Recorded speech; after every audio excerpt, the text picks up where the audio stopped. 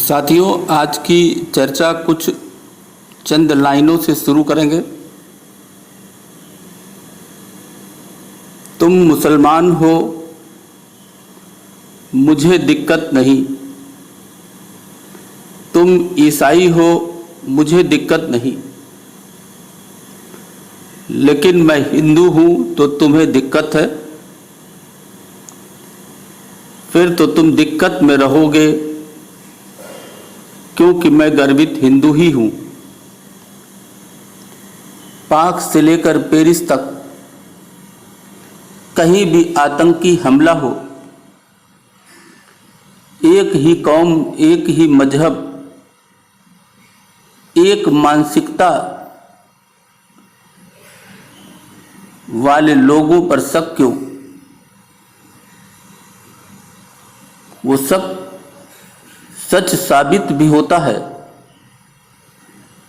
तो कैसे मैं कह दूं कि आतंकवाद का कोई मजहब नहीं होता। पठानी सूट, नमाजी टोपी में वो खूबसूरत, हम सिर्फ तिलक लगा दें या जय श्री राम कह दें तो भगवा आतंक की मूरत। साथियों, ये बात आजादी के दिन की है। इसको अगर हम अगस्त 1947 से जोड़ें तो तत्कालीन कांग्रेस के अध्यक्ष आचार्य कृपलानी जी को पढ़ना होगा। नोआखाली में जो देखा वो उनके लिए और मेरे लिए नया अनुभव था। लेकिन वो कहते हैं कि बिहार में जो मैंने देखा वो और भी नया, और पंजाब में जो देखा वो और भी अधिक आश्चर्यजनक था। मनुष्य मनुष्य नहीं रह गया था। स्त्रियां बच्चों को साथ लेकर इज्जत बचाने के लिए कुओं में कूद पड़ी थी। उनमें से कुछ को बाद में बचाया गया। पूजा के एक स्थान पर 50 से अधिक स्त्रियों को इकट्ठा करके उनके घर के लोगों ने उनको मार दिया। एक स्थान में 317 से अधिक स्त्रियों और बच्चों ने अपने को आग के भेंट कर दिया। रावलपिंडी के समीप हिंदुओं का एक छोटा सा गांव था। गांव के सरपंच रामलाल एक विशाल बरगद के नीचे बैठे थे। तभी मोहन भागता हुआ आया, बोला, सरपंच जी, मुझे पता लगा है यहां से 8 कोस दूर हिंदुओं ने अपना गांव खाली करना शुरू कर दिया है। सिख भाई भी उनके साथ अमृतसर जाने की तैयारी कर रहे हैं। उस गांव पर पिछली रात को चारों ओर के मुसलमान दंगाइयों ने इकट्ठा होकर हमला कर दिया। उनकी संपत्ति लूट ली, दुकानों में आग लगा दी। मैंने तो यह भी सुना कि किसी गरीब हिंदू की लड़की को भी उठा के ले गए।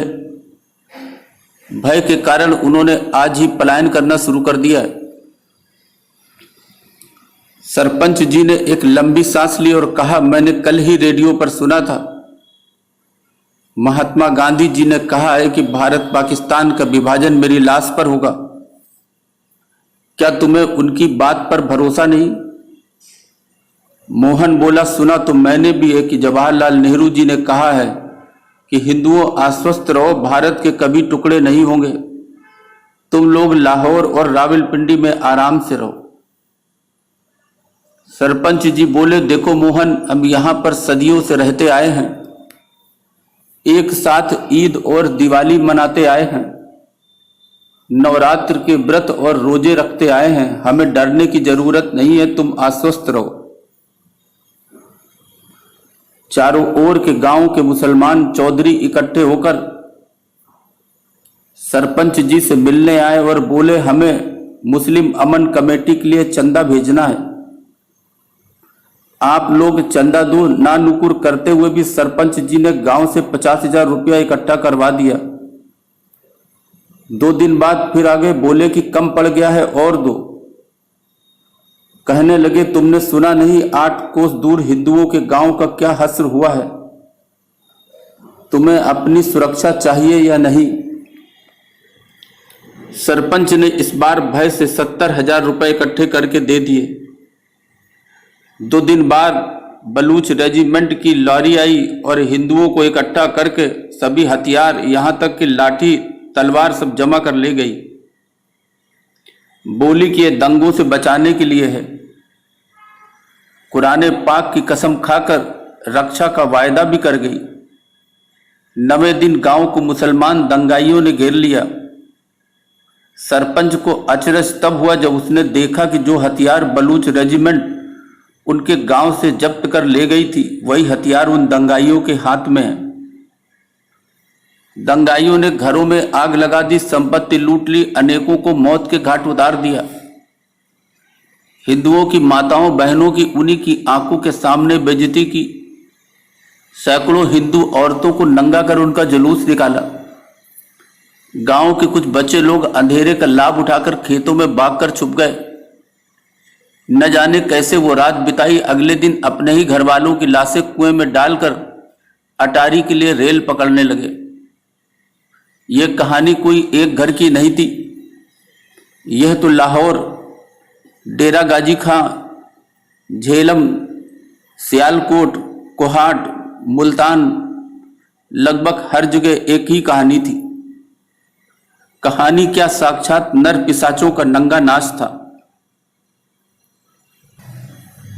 महात्मा गांधी और नेहरू को वो जो पहले कहते थे कि पाकिस्तान हमारी लाश पर बनेगा, अब कहने लगे कि हमने देश का विभाजन डरकर नहीं किया। जो खून खराबा हर तरफ हो रहा था उसी को रोकने के लिए किया। उन्होंने कहा कि जब हमने देखा कि हम किसी भी तरह से मुसलमानों को मना नहीं सकते, तब ऐसा किया गया। साथियों, अंग्रेजों ने देश छोड़ने से पहले मुस्लिम लीग को आगे कर दिया। जिन्नाह ने मांगे रखनी शुरू कर दी, मैं न मानूं की रट लगाए। जिन्नाह तानाशाह की स्थिति अर्जित कर कायदे आजम बन गए। बात बात पर वॉकआउट की धमकी देना। कभी कभी कहता विभाजन कमेटी में सिखों को मत लो, अगर लिया तो मैं बहिष्कार कर दूंगा। कभी कहता सब कमेटियों का प्रधान किसी मुसलमान को बनाओ, नहीं तो मैं उठकर चला जाऊंगा। कांग्रेस के लिए जिन्नाह के साथ जीना मुश्किल और जिन्नाह के बिना जीना मुश्किल। फिर जिन्नाह ने दबाव बनाने के लिए अपने गुर्गे सोहरावर्दी के माध्यम से नोआखाली और कोलकाता के दंगे करवाए। सीमांत प्रांत में दंगे करवाए। मेरठ, पानीपत, सहारनपुर, दिल्ली, सारा देश जल उठा और मुसलमानों को उनका देश भी मिल गया। लेकिन साथियों, हिंदुओं को क्या मिला? एक हिंदू राष्ट्र के स्थान पर एक सेकुलर राष्ट्र, जिसमें बहुसंख्यक हिंदुओं के अधिकारों से ज्यादा